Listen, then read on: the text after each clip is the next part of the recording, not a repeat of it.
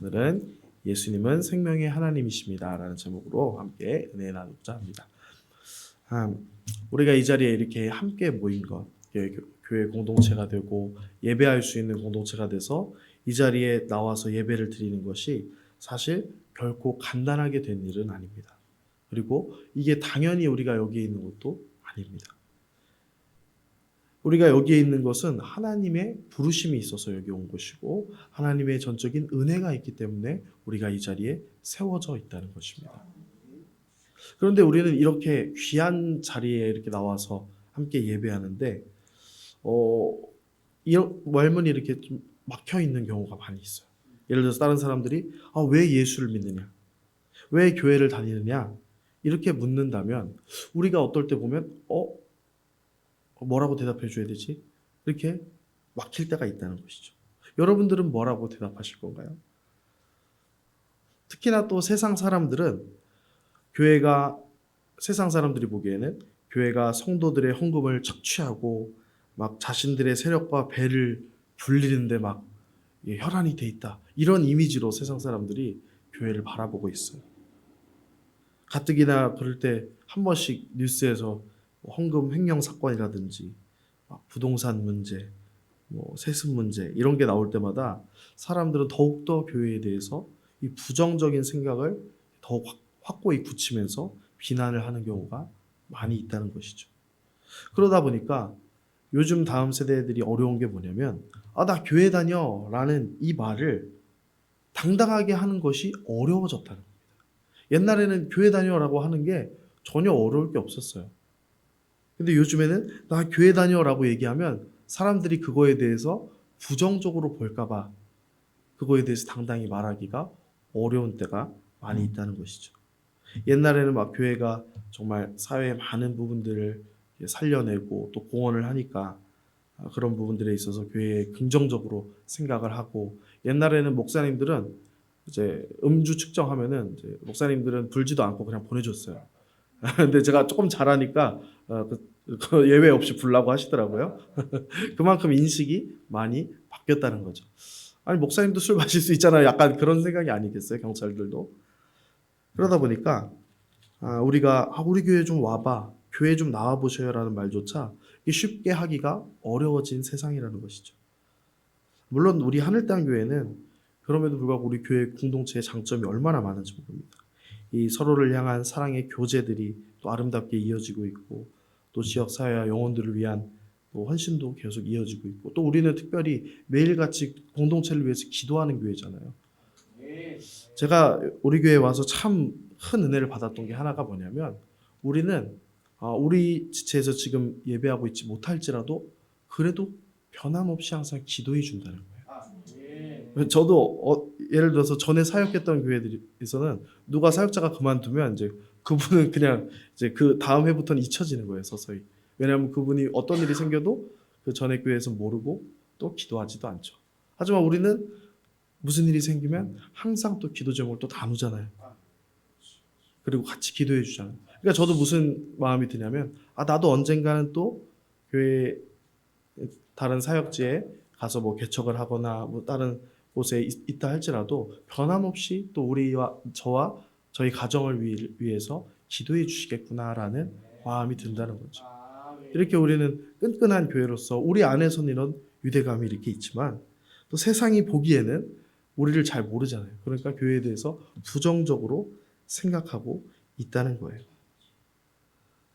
그런데 우리가 이렇게 어떤 좋은 교회가 돼야 하는가 이런 게 참 중요하지만 그거보다도 더 한 발짝 앞서서 생각해야 되는 것이 뭐냐면 바로 교회인 우리의 중심, 내 삶의 구심점에 이 예수 그리스도의 복음이 제대로 세워져 있는지 이게 바로 가장 기초적이고 근원적인 질문이라는 것입니다. 오늘 본문은 우리의 중심이신 예수 그리스도께서 누구이신가 이거를 설명하고 있어요. 1장 1절에는 이렇게 기록되어 있습니다. 1장 1절 요한복음 1장 1절 읽었던 말씀 함께 읽어보겠습니다. 시작. 태초에 말씀이 계시니라 이 말씀이 하나님과 함께 계셨으니 이 말씀은 하나님이시니라. 아멘.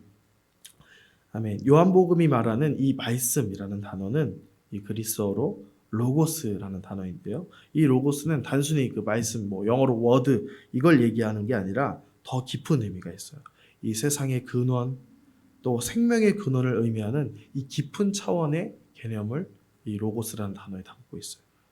그러니까 모든 것을 창조하신 말씀, 생명 그 자체이신 말씀, 그리고 하나님의 말씀이 이 땅 가운데 오셔서 육신이 되셔서 우리 눈에 보이게 되신 분, 그분이 바로 우리 주 예수 그리스도시라는 것이죠.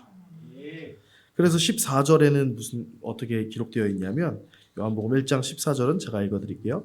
말씀이 육신이 되어 우리 가운데 거하심에 우리가 그의 영광을 보니 아버지의 독생자의 영광이요 은혜와 진리가 충만하더라. 아멘. 우리가 속한 교회가 예수교인 건 알고 계시죠? 우리가 대한 예수교 장로회잖아요. 왜 하나님교가 아니라 예수교일까요? 왜냐하면 결국은 우리가 하나님한테 도달하기 위해서는 예수님을 통해서만이 창조주 하나님께 닿을 수 있기 때문에 우리를 예수교라고 하는 것이죠. 그래서 하나님과의 관계를 회복시키는, 세상을 구원하시는 참 하나님, 우리의 죄를 대신 져주시는 참 사람이신 이 예수님 없이는 우리가 생명에 닿을 수 없기 때문에 교회를 예수교라고 하는 거예요. 우리가 이 예수님이 어떤 분인지가 이 마음 중심에 제대로 세워져 있어야만 교회답게 살아갈 수가 있다는 것입니다. 이 예수님의 가치가 얼마나 큰지를 안다면 우리가 다른 사람들이 우리를 아무리 욕하고 비난한다 할지라도 그들 앞에서 당당히 나 교회 다닌다, 난 그리스도인이다 이야기할 수가 있는 것이죠. 예수님을 단순히 우리가 천국 보내주시는 분으로 생각하는 경우가 많아요. 틀린 건 아니죠. 우리가 예수님을 통해서 마지막에 천국에 가는 건 맞죠. 하지만 그것만 가지고는 예수님을 다 아는 게 아니에요. 예수님의 생명은 마지막에 죽고 나서야만 주어지는 것이 아니라 지금 이 순간에도 이 죄악의 세상, 이 속박, 그리고 고통 가운데 묶인 우리의 삶 자체를 바꿔주시는 이 생명의 능력이 예수님 안에 있다는 것입니다. 우리가 신앙생활을 하면서 정말 무서운 것이 뭐냐면 교회 밖에서의 삶에 예수님 믿은 후로도 큰 변화가 없다는 것이 가장 무서운 점이에요. 왜 변화가 없는가? 라는 것이죠. 예수님을 믿었으면 뭐가 달라야 되는데 세상 사람들과는 내가 교회 다닌다고 말하기 전까지는 별 차이가 없다면 어떻게 보면 우리가 예수님의 제자라고 구별되기가 어렵다는 것이죠.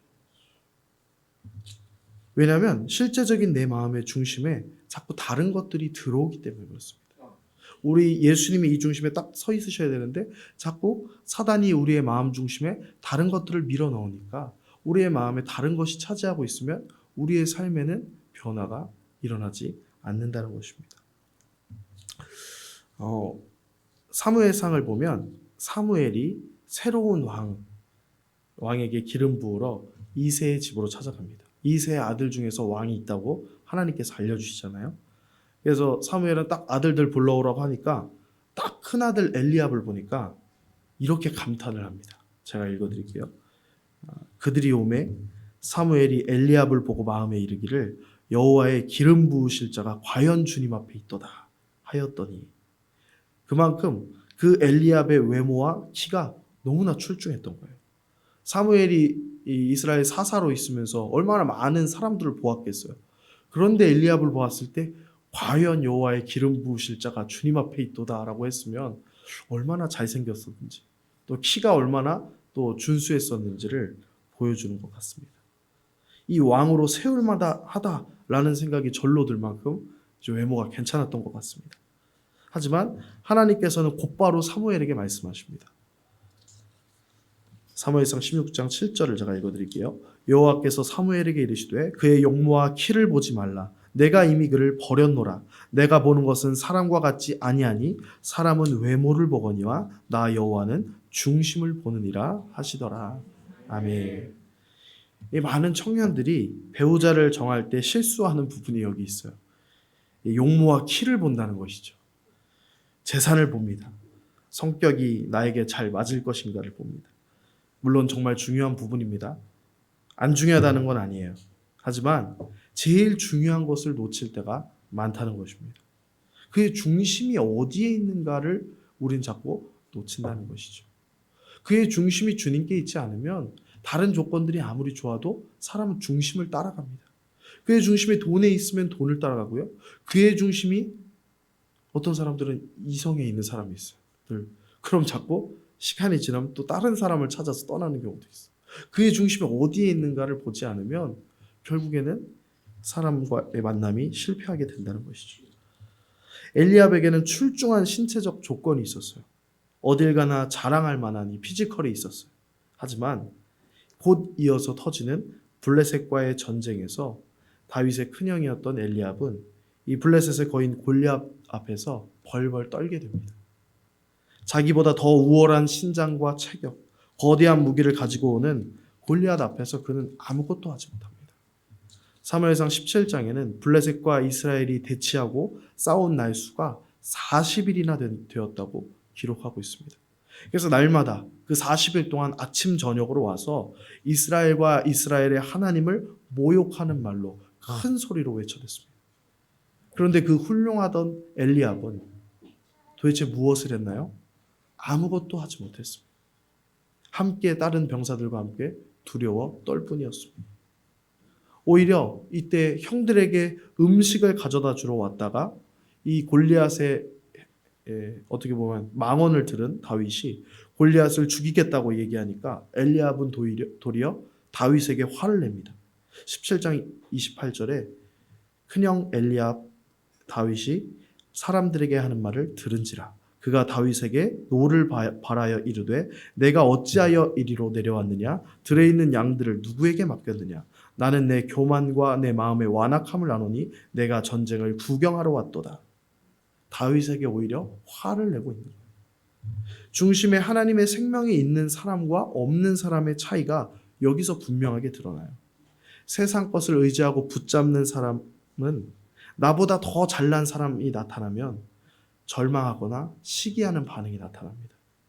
자신이 감당할 수 없는 일이 오면 세상을 탓하고 남을 탓하고 현실을 도피하려고 해요. 하지만 다윗은 달랐어요. 그의 중심에는 하나님의 생명의 능력이 있었습니다. 그래서 아무리 골리앗이 강해도 그 환경이 좋지 않을지라도 그 다윗의 영혼의 중심에는 안정감이 있었어요. 그 골리앗이 나를 어찌하지 못한다는 그 믿음이 있었던 것입니다. 이게 우리에게 주어진 권세라고 할 수 있어요. 요한복음 1장 12절을 또 보면 이렇게 기록되어 있습니다. 1장 12절 함께 읽어볼까요? 요한복음 1장 12절 시작. 영접하는 자 곧 그 이름을 믿는 자들에게는 하나님의 자녀가 되는 권세를 주셨으니 아멘. 이 마음 중심의 예수님을 영접하려는 자에게는 하나님의 자녀가 되는 권세를 주셨다고 말씀하십니다. 세상 모든 것의 근원이신 하나님의 자녀라는 정체성을 가진 사람은 그 권세가 있기 때문에 그 누구도 이해할 수 없는 안정감이 이 안에 채워진다는 거예요. 사람들은 이 안정감을 위해서 사실 많은 일들을 하고 있어요. 다른 사람들은 돈이 그 안정감을 줄 것이라고 생각하고 어떻게 하면 돈을 많이 채울 수 있을까? 이걸 고민합니다. 또 돈이 어느 정도 있으면 이것이 돈이 나를 지켜주리라 생각하고 그 돈을 어떻게 하면 잃어버리지 않을까? 머리를 쓰고 고민하고 지키기 위해서 애를 쓴다는 것이죠. 혹은 성적인 만족감을 얻기 위해서 계속해서 새로운 남자나 여자를 만나는 그것으로 내 빈 공간을 안정감을 채워보려는 사람들도 많이 있습니다. 혹은 자신의 명예나 남들이 자신을 어떻게 인정해 주는가, 칭찬해 주는가에 대해서 그것에 목마른 사람도 많이 있습니다. 하지만 우리가 집중해서 보는 것들, 이 외모, 이것도요, 금방 맛이 갑니다. 얼마나 오래 간다고요. 50대고 60대고 70대면 시간이 지날수록 이 외모는 전과 같지 않습니다. 그리고 또 사람들이 인정해주는 명예, 그 사람들은 자신들에게 도움이 안 되면 손바닥 뒤집듯이 금방 배신하는 게 사람들이에요. 결국 돈도 외모도 명예도 그 어떤 것도 영원한 이 안정감과 만족감을 줄 수는 없습니다. 왜냐하면 그것에는 생명이 없기 때문에 그래요. 성경에서 말하는 생명은 풀과 꽃처럼 잠깐 있다가 없어지는 것이 아니라 성경에서 말하는 그 생명은 포로된 자에게 자유를, 눈먼 자가 보게 되고 못 걷던 자가 걷게 되는 이 기적의 이 회복의 능력이 성경에서 말하는 이 생명입니다. 그런데 사단은 에덴에서부터 지금까지 인간에게 계속해서 생명 없는 것들을 바라보게 만들어요. 자꾸 사람들에게 자신의 능력으로 내 상황들을 다 제어하고 해결할 수 있다고 믿게 만드는 거예요. 에덴에서도 사단이 인간에게 뭐라고 합니까? 너가 이것을 먹으면 하나님처럼 될 거야 라고 유혹합니다. 마치 우리 인생을 주인공으로 만들어 줄 것처럼 이야기하지만 결국 사단이 이끄는 결과가 무엇이었나요? 사단은 반드시 죽음으로 이끕니다. 아담의 첫 번째 자녀 가인은 동생을 죽이는 살인자가 되었잖아요. 노아 이전의 사람들도 수많은 죄악으로 서로를 죽이고 미워하고 생명 없는 것들에 집중하며 살다가 결국 다 하나님의 심판으로 멸망하고 말았습니다. 우리 근대의 세계는 어떻게 보면 지난 100년간 엄청난 이 과학기술의 발전이 있었어요. 그런데 그 결과는 어떠했나요? 기술이 발달하니까 사람을 죽이는 무기들이 얼마나 많이 발전했는지. 세계 1, 2차 대전으로 죽은 사람이 7천만 명이 넘습니다. 우리나라 인구보다 많은 사람이 그 전쟁으로 죽었어요. 그리고 지금도 우크라이나, 러시아 전쟁으로 수만 명이 이미 사망했고 전쟁은 아직도 끝이 보이지 않아요. 방금 전에 뉴스를 보니까 러시아가 다시 탱크 2,000대랑 30만 병력을 이끌고 총공세를 펼친다고 합니다. 결국 또 수많은 사람이 죽게 되겠죠. 사단은 이 세상 안에 해결책이 있을 거라고 우리를 속이지만 실상은 처참한 죽음으로 사람들을 이끌어가고 인도하고 있는 거예요. 이제 며칠 뒤면 우리 청소년 청년 귀한 지체들이 수련회를 떠납니다.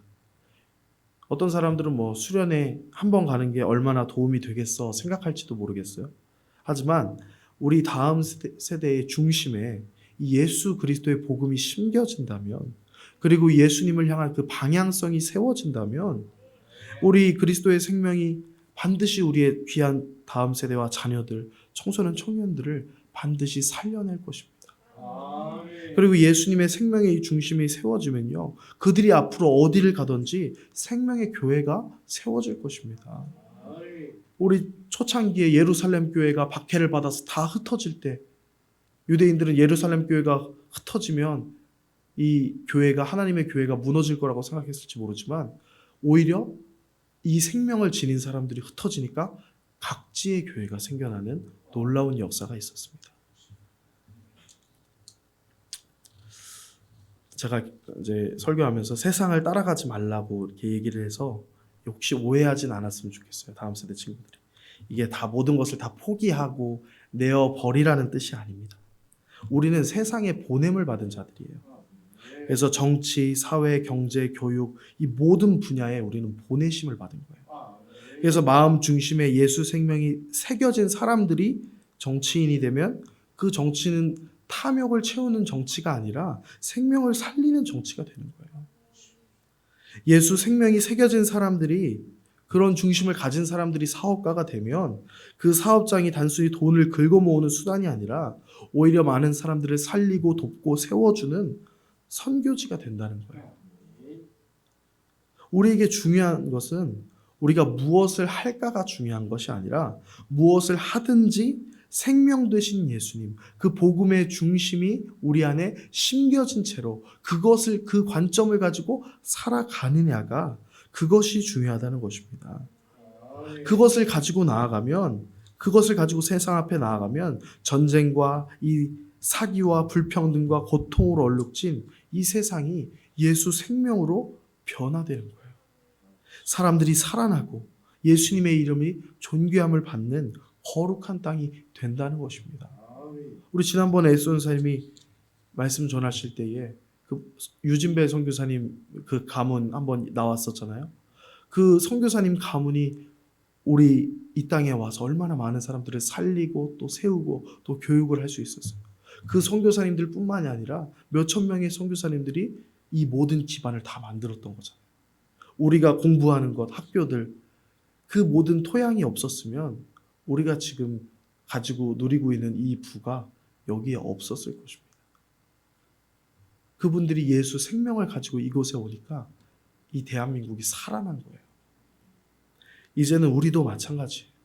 아무리 다음 세대가 힘들다, 소망이 없다 이렇게 많은 사람들이 얘기하지만 하나님의 말씀의 중심, 이 복음의 중심이 이 안에 새겨지면 우리 다음 세대가 앞으로 얼마나 많은 생명을 살리는 주님의 놀라운 일꾼이 될지, 그것은 우리가 감히 상상할 수 없는 큰 능력이 있다는 것입니다. 그래서 우리 친구들이 그저 남들이 이야기하는 대로 공부해야 되니까 하고 취업해야 되니까 하고 더 좋은 학교, 더 좋은 직장 가야 돼서 더 돈이 필요해서 사업하는 그런 삶이 아니라 우리에게 주어진 이 생명 되신 이 예수님이 내 삶을 통해 드러나기를 소망하면서 가는 삶이 완전히 다르다는 것을 알았으면 좋겠습니다. 그래서 우리 다음 세대 친구들뿐만이 아니라 사랑하는 하늘땅 교회 모든 지체들도 하나님이 각자 나를 다른 위치에 보내셨잖아요. 그래서 이 보내신 곳에서 예수님의 생명이 역사하기를 소망하면서 우리 함께 나아갔으면 좋겠습니다. 그래서 우리 하늘땅 교회가 이 오산 땅에 심겨지고 보내심을 받았으니까 내가 있는 우리 학생들은 학교의 그 자리에서, 또 직장을 다니시는 분들은 직장의 그 자리에서, 또 어느 지역이든 원동이든 탑동이든 누읍동이든 내가 보내져 있는 그 동네에서 이 예수 생명을 가지고 정말 예수님의 사람으로 늘 살아갈 수 있기를 주님의 이름으로 축복합니다. 아멘.